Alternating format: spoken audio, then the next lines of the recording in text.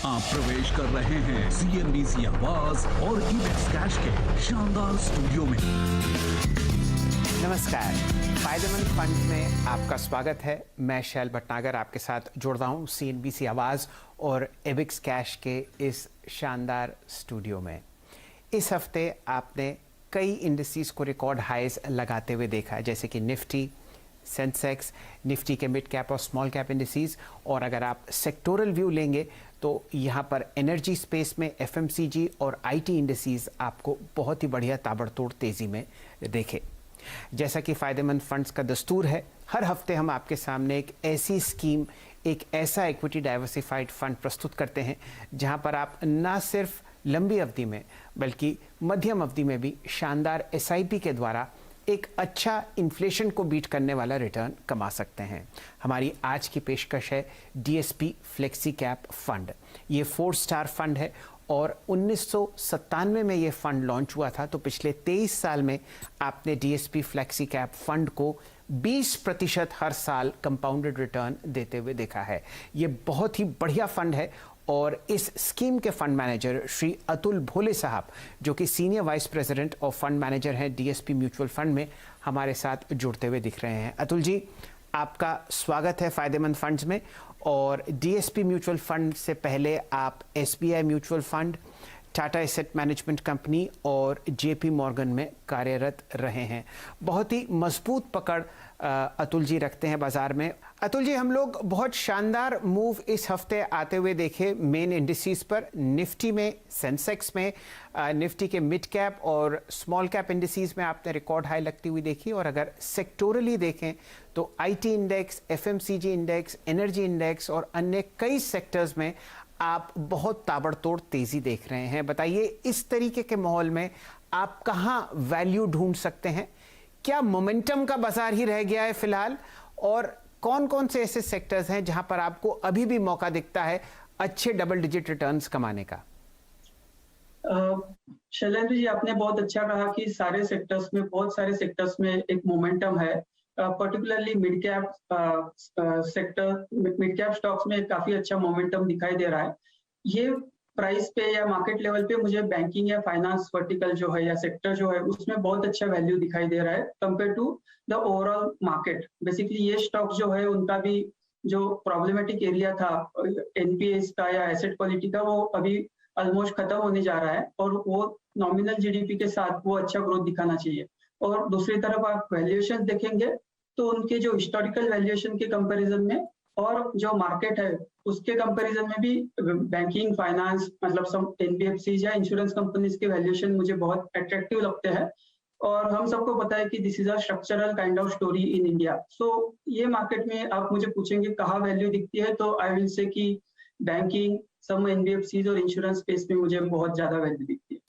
वैसे अतुल जी, अगर मैं आपके डीएसपी फ्लेक्सी कैप फंड के पोर्टफोलियो पर नज़र डालूं तो यहाँ पर लगभग 6,700 करोड़ का आपका एयूएम है और लगभग समझिए 32 से 35% आपने अपना एयूएम निवेश किया है बहुत ही शानदार प्राइवेट सेक्टर बैंक्स में और बड़ी इंश्योरेंस कंपनीज में जो कि प्राइवेट सेक्टर से ही ताल्लुक़ रखती हैं।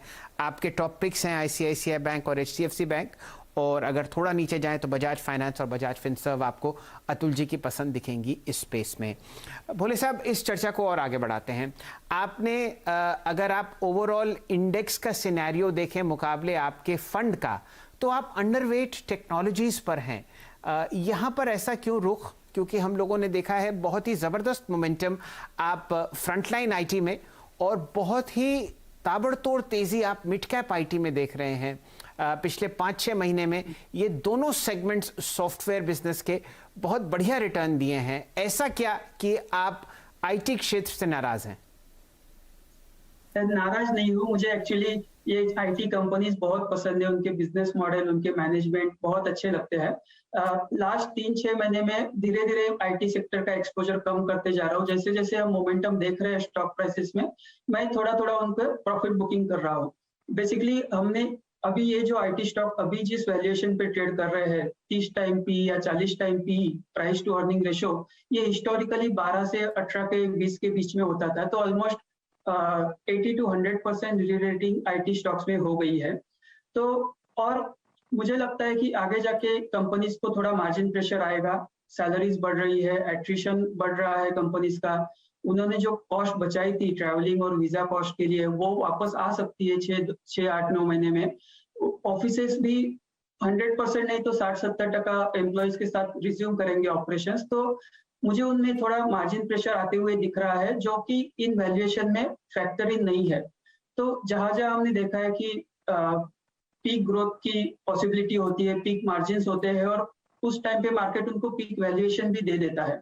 तो उस टाइम पे थोड़ा मुझे लगता है कि प्रॉफिट बुक करके कम एक्सपोजर रखना बेहतर है, बिकॉज अगर कुछ भी डिसअपॉइंटमेंट आई तो ऐसे स्टॉक्स में करेक्शन की पॉसिबिलिटी ज्यादा है। तो just from the risk reward perspective I have reduce the IT weight कम करके, जैसे हमने डिस्कस किया, मैंने उसको बैंकिंग एंड फाइनेंस में ट्रांसफर किया है।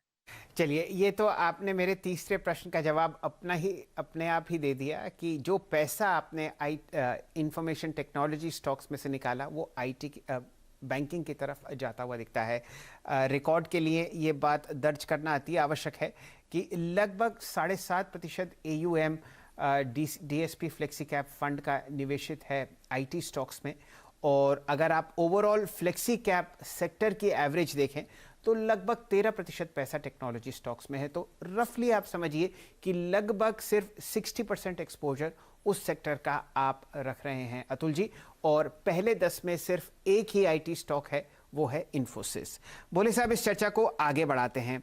एक बहुत अच्छी बात मैंने ये नोटिस करी कि ओवरऑल अगर आप देखें, आप ऑटो सेक्टर में अपने फंड मैनेजर पीयर्स के मुकाबले ज़्यादा बुलिश हैं, और वो बिल्कुल प्रतीत होता है जिस हिसाब से आपने यहाँ पर लगभग 6% एलोकेट किया है अपना AUM ऑटो स्टॉक्स में। और एक बहुत अच्छी बात कि ऑटो ही एक ऐसा इंडेक्स है मेन फ्रंटलाइन में जो रिकॉर्ड हाइस पर नहीं है। ऐसी क्या चीज़ आप देखते हैं यहाँ पर भोले साहब, जो आपको लगता है कि आगे आने वाले समय में ऑटो सेक्टर में होगा और आप उसका फायदा उठा पाएंगे क्योंकि आप ओवरवेट हैं? ये सही चीज है कि मुझे ऑटो सेक्टर में पिकअप आते हुए दिखता है। मतलब लास्ट 1-1.5 साल से कोविड की वजह से बहुत ऑटो कंपनीज को प्रॉब्लम सहन करना पड़ा है, सेल्स नहीं हो रही थी, और अभी भी ऑटो कंपनीज को जो सेमीकंडक्टर या चिप अवेलेबिलिटी का प्रॉब्लम है ग्लोबली, उनकी वजह से उनका सेल्स काफी कम हो रहा है। बट मुझे लगता है इकोनॉमी में और इंडियन नहीं ग्लोबली इकोनॉमी में पिकअप होना चाहिए। जैसे जैसे ओपनिंग अप होगा, लोगों के पास एक्स्ट्रा सेविंग बन गई है लास्ट 1.5-2 साल में। और auto is a cyclical sector, auto हमेशा साइकिल में ऊपर जाता है, नीचे आता है। मुझे लगता है लास्ट के 2-3 साल अच्छे नहीं थे ऑटो के लिए, और वो एक साइकिल आएगा जिसमें auto sales will pick up significantly. और इस हिसाब से मैंने ऑटो एंसिलरीज कंपनीज पोर्टफोलियो में लेके रखे। जैसे आप देख सकते हो कि उसमें ऑटो कंपनी नहीं है, सारी की सारी ऑटो एंसिलरी कंपनी है। बिकॉज जब ऑटो पे हम बुलिश हो रहे हैं तो ये भी देखना जरूरी है कि उसमें टेक्नोलॉजी चेंजेस हो रहे हैं, इलेक्ट्रिक व्हीकल्स आ रही है, और उसकी वजह से जो OEM कंपनीज है, ऑटो मैन्युफैक्चरर्स है, उनको शायद तकलीफ हो सकती है अगर उनके पास EV का स्ट्रेटेजी नहीं है या टेक्नोलॉजी नहीं है। बट जो ऑटो पार्ट सप्लायर्स है, ऑटो एंसिलरी कंपनीज है, उनको ज्यादा फर्क नहीं पड़ता। वो ICE इंजन को भी सप्लाई कर सकती है या इलेक्ट्रिक व्हीकल को भी पार्ट सप्लाई कर सकते हैं। तो ये दोनों चीजें ध्यान में रखते हुए कि ऑटो में पिकअप आना चाहिए आगे के 2-3 साल, और वो जो पिकअप आता है साइक्लिकल सेक्टर्स या स्टॉक्स में, वो बहुत फेरोशियस हो सकता है। सेल्स बढ़ने के कारण मार्जिन्स में जो बढ़ोतरी आ सकती है वो बहुत ज्यादा हो सकती है। इसके लिए मैंने ऑटो एंसिलरी कंपनीज में ओवरवेट किया है। और लास्ट आर्गुमेंट इज वैल्यूएशन, जैसे आपने